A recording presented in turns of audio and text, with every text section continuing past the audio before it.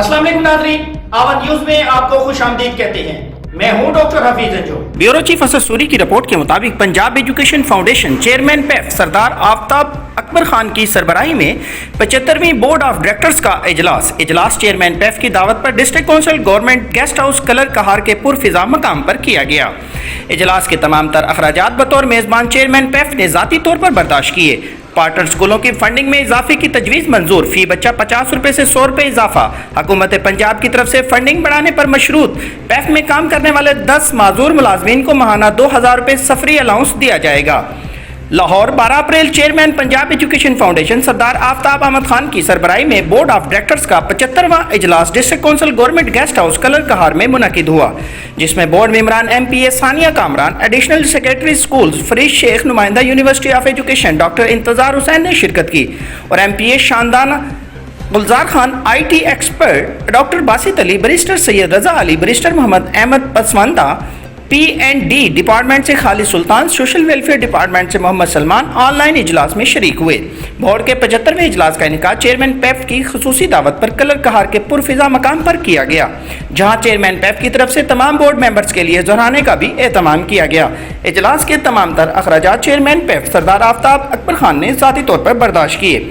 MD PAF Asad Naeem ने इजलास का बाकायदा आगाज तिलावत कलाम पाक से किया और पार्टनर स्कूलों की फीसों में इजाफे के हवाले से खसूसी एजेंडा पेश करते हुए कहा कि 2016 से अब तक स्कूलों की फीसों में इजाफा नहीं हुआ। पार्टनर स्कूलों को बच्चों की मद में दी जाने वाली फीसों में इजाफे का एजेंडा कसरत राय से मंजूर कर लिया गया।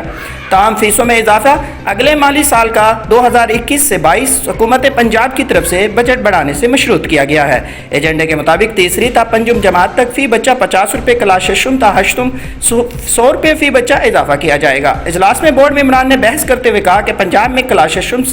से हश्तुम तक बच्चों के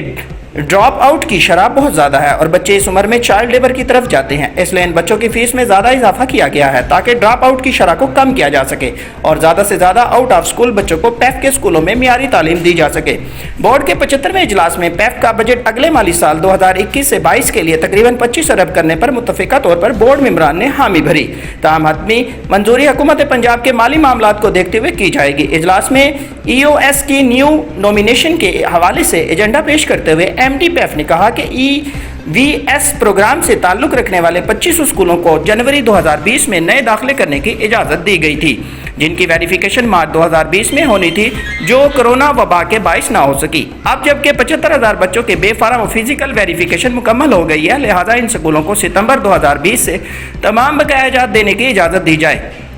MD पैफ ने कहा कि इन स्कूलों के बकायाजात की अदायगी मौजूदा बजट में से की जाएगी। बोर्ड मेंबरान ने इस पर तफसीली बहस करने के बाद मंजूरी दे दी। इजलास में मई जून 2021 में क्वालिटी इंश्योरेंस टेस्ट लेने का भी फैसला किया गया। इस पर MD पैफ ने बोर्ड मेंबरान को एजेंडा पेश करते हुए दरख्वास्त की कि कोरोना की वजह से स्कूल ज़्यादा अरसा बंद रहे हैं, इसलिए इंग्लिश का टेस्ट QAT में ना लिया जाए। ताहम बोर्ड मेंबरान ने इस तजवीज़ से इत्तफाक न करते हुए ये सहूलत दी कि अगर कोई स्कूल इंग्लिश के टेस्ट में नाकाम हो जाता है तो इन स्कूलों को कोई जुर्माना ना लगाया जाए।